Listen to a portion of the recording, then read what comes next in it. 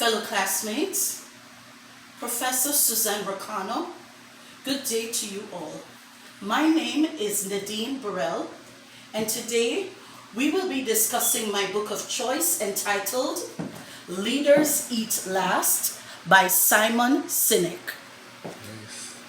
A good leader is selfless and empathetic, and he is responsible for creating a safe and secure working environment. He's also responsible for motivating and inspiring his team within this environment in order to achieve the organizational goal.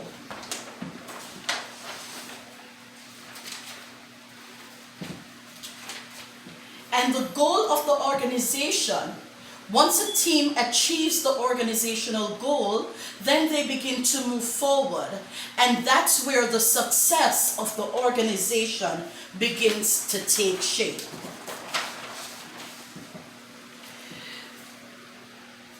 Another point is that chemical hormones are found within the body, and there are 5 main chemical hormones. And these chemical hormones that are found within the body are responsible for human behavior. They evoke certain reaction, and that gives rise to these human behavior. And that's a main point. These chemical hormones are endorphin, dopamine, serotonin, and oxytocin. Now, endorphin and dopamine, they work together and are described as the chemical of progress. Serotonin and oxytocin, they also work together, but these are described as the selfless chemicals. Let's look at them a little further. Endorphin and dopamine, the chemicals of progress, they are responsible for us as human beings working hard to strive and achieve great things. Serotonin and oxytocin, they work together as well. And remember, these are referred to as the selfless chemicals, and they are responsible for helping us to build bonds of loyalty, trust, and to go on to achieving great things. Now, author Simon Sinek masterfully shared a story at the beginning of the book. Now, the aim of sharing the story was to provide a greater clarity to his readers and to help to lay the groundwork for what he intends to say as it relates to human behavior and how leaders should operate within the workplace to determine a successful enterprise. Now, I will attempt to share the abbreviated version of the story. So he spoke about Johnny Bravo. Johnny Bravo was a flight pilot in the Marines, and his responsibility was to create a cover or to give cover for the troops on the ground. Now, there was a specific assignment, and there were 22 Marines on the ground in Afghanistan. It was an area that they were unfamiliar with. So it was unfamiliar territory, but the Afghanistan, the Taliban, they were familiar with the territory. But the men went in nonetheless because they did this in training. Now, they relied on Johnny Bravo, that was his nickname, in the sky to give them that bird's eye view. So while they're going through this mountainous and rugged terrain, Johnny Bravo would be able to tell them if they should proceed in that direction. But there was a challenge. It was dark night. The skies were dark. They could hardly see. And to make matters worse, there was thick, heavy cloud cover, fog.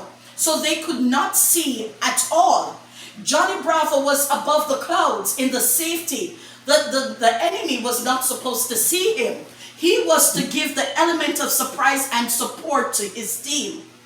Now his team on the ground, Johnny Bravo could hear in his ear, in his radio, that they're concerned, they're worried, they can't see. What if the enemy is nearby? Are we moving in the right direction? So they had no idea what was going on. Johnny Bravo heard this, and he was empathetic to their concern. Now he was now faced with an ethical dilemma. He had to make a choice as to whether he would stay in the safety above the clouds or if he would break protocol and go down below the clouds to provide some surety. He would see what's going on and provide surety to his team on the ground. Now he had to make a choice, and he decided to go below the clouds. Now remember, breaking protocol means that he's stepping out of the guidelines of what was already put in place by his superiors, and he was going against everything that he learned in training. So yes, he was faced with an ethical dilemma, and he chose to go beyond the clouds. His timing was perfect. The minute he broke the clouds, he saw two things. All that was not good. He saw that he was very, very near to the ground. Of course, there's heavy fog, so he would be flying and flying until he had visibility. But by the time he had visibility, he was near the clouds, and he was way in the valley, and he had mountains on every side. This was a dangerous maneuver, but this was something he chose to do for his team. Also, he saw that his team was in the valley, and the Taliban were laying down heavy fire. They were just about to lay down heavy fire on the team. They were trapped. The Afghanistan had the advantage. The minute he got through the clouds and saw this, almost parallel in timing, the troops on the ground started radioing him in his ear. They're under fire. Johnny Bravo was already there. No, there was no matter of wasting time now to just now be going through the cloud. He was already there. And as a result, he laid down some fire. And subsequently, all members of his team, the entire Marine, they were able to make it home to their families alive. And their mission was successful. When they got to the ground, and this is an important fact to note, that when they got to the ground, someone asked Johnny Bravo, why? Why would you do that? Why would you risk your life in order to do this for co-workers, your team?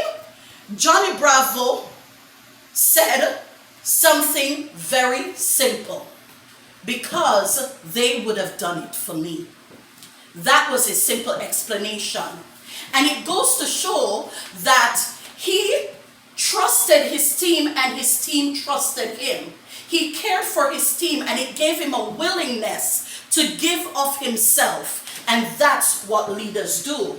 However, in a bad workplace, in a bad working environment, there are failures. It fails. A bad workplace fails if they do not have this kind of circle of safety. And that's what it's called.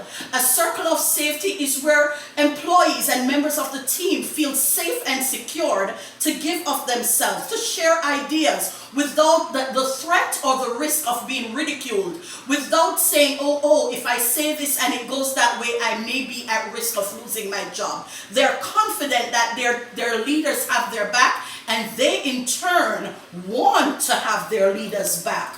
Without that, it's a bad environment, and the organization fails. If the employees are unhappy, it gives rise to frustration. They do not work together as a team, and the other hormone, cortisol, is released. Now, when cortisol is released, it gives rise to stress, because that's its responsibility. It gives rise to stress. It is the hormone that is responsible for anxiety. It's responsible for fight or flight, and it keeps us alive. So it wants us to be stirred into action. When cortisol seeps into our bloodstream, non-essential hormones or factors within our body is shut off. It shut off that dopamine that gives us kindness, that helps us to connect with other people and create the bond. And it makes us angry, and it makes us frustrated. And it's the same feeling you get when you hear a burglar coming through your door. Now, cortisol is designed to go into the body, but not to stay there. But if the workplace is bad and the environment is bad, then it will continue to drip and drip into our bloodstream. It continues to release, and everything has an effect. When cortisol continues to be released into the bloodstream, it gives rise to illnesses such as diabetes, because remember, it also shuts off immune system. So it gives rise to diabetes, heart attack, stroke. It makes us sick. So one other thing that the author tried to bring across is that a bad environment will kill you. A bad work environment will ultimately cause your death. Now, what I learned from this is that a leader is extremely important. A leader is different from a manager.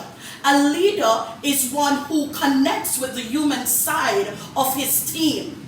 A manager, however, he looks at numbers. He's more concerned with the end result. But a leader is selfless and understands his people by showing care and empathy.